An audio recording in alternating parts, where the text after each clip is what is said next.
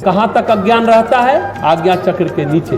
उसके नीचे भावनाएं हिलडुल सकती हैं। अनाहत चक्र तक अज्ञान रहता है, आज्ञा चक्र के ऊपर नहीं रहता है। पर ज्ञान का द्वार पार कर लेने पर अज्ञान नहीं रहता है। कैलाश में अज्ञान अविवेक का प्रवेश संभव ही नहीं है। कैलाश में प्रवेश से पहले शमशान में प्रवेश करना होगा, उस पार जाना होगा। कैलाश जाने के लिए शमशान को पार करना होगा। कामदेव सोच रहा है, पर ज्ञान का द्वार पार कर लेने पर अज्ञान नहीं रहता है। कैलाश में अज्ञान अविवेक का प्रवेश संभव ही नहीं है।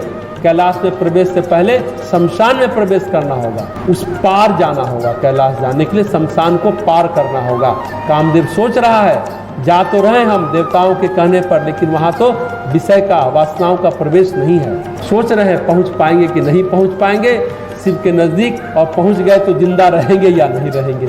काम ने सोचा शिव विरोध ध्रुव मरण है, शिव का विरोध करने जा रहे हैं, मरेंगे जरूर। उसका भी निश्चय हो गया। कामदेव जानते हैं कि वो ध्रुव की तरह अविचल है, अडिग है। मेरी मौत मरनी है, निश्चित है, परम सत्य है। फिर भी वो जाते हैं।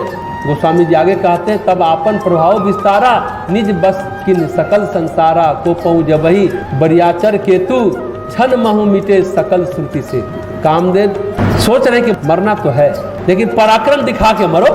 कामदेव का पराक्रम रणभूमि में प्रकट नहीं होता। पराक्रम तो प्राय मन में यही विचार आता है कि रणभूमि में होगा, युद्ध भूमि में। ध्यान रखें, कामदेव का पराक्रम रणभूमि नहीं मांगता, रंगभूमि मांगता है। रणभूमि नहीं मांगता, रंगभूमि मांगता है। रंगभूमि प्रकट होती है। कामदेव के पराक्रम में लोहे के तीर नहीं चलते, नयनों के तीर चलते हैं। कामदेव के पराक्रम में हाव भाव का विस्तार होता है। कामदेव के पराक्रम में युद्ध नहीं है, काम कला है। पराक्रम नहीं है, शौर्य नहीं है, श्रृंगार है। जो शौर्य से नहीं मरता वो सम्मोहन से मरता है। वीर रस नहीं है, यहाँ श्रृंगार रस है। जो वीर रस से नहीं मरता वो श्रृंगार रस से मर जाता है। श्रृंगार रस से नहीं मरता तो हम तो कहते हैं प्रशंसा रस से मर जाता है, मर ही जाता है। न चाहते हुए भी उसका स्वार्थ, उसका कार्य मनोरथ पूरा कर देता है लोग। यहाँ कामदेव की बात चल रही है, श्रृंगार रस की बात चल रही है। श्रृंगार रस ही वैसे काफी है बड़े बड़े योद्धा तपस्वियों को मारने के लिए। पुराने जमाने में राजा लोग शत्रुओं को मारने के लिए क्या करते थे? बताएगा कोई कि पुराने जमाने में राजा लोग शत्रुओं को मारने के लिए कौन सी व्यवस्था करते थे? विष कन्याओं का प्रयोग करते थे। संसार की सबसे सुंदर स्त्रियां होती थी विष कन्या। अनिवार्य रूप से नगर वधू होती थी। पुराने राजवंशों में नगर वधू का स्थान होता था। नगर वधू की सुविधाएं नगर प्रमुख, गण प्रमुख से कम नहीं होती थी। नगर वधू का ठाठ बाट राजा के बराबर होता था।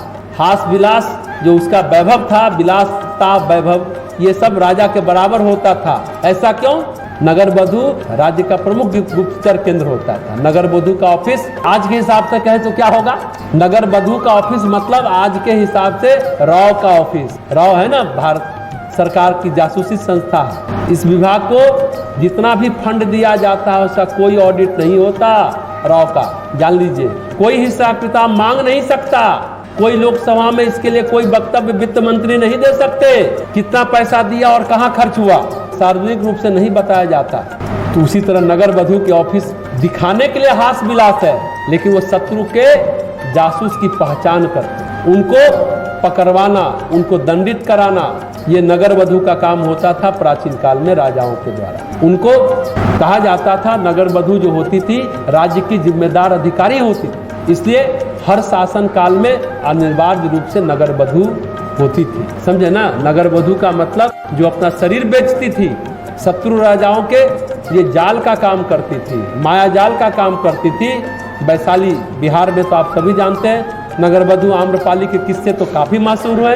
तो गोस्वामी जी कहते हैं कामदेव ने अपने प्रभाव का विस्तार किया और जहाँ तक संसार है वहाँ तक उसे अपने बस में कर लिया। सभी उसी के बसवर्ती हो गए। पर सारा संसार को बस में करने वाला शमशान को कैसे बस में कर सकता है? फूलों के बाण ज्ञान अग्नि की ज्वालाओं में कैसे काम करे। संसार और कैलाश के बीच में है शिव का शमशान। संसार को शमशान से पार करना पड़ता है, तब कैलाश में प्रवेश होता है, और कैलाश में प्रवेश होते ही संसार ध्वस्त हो जाता है।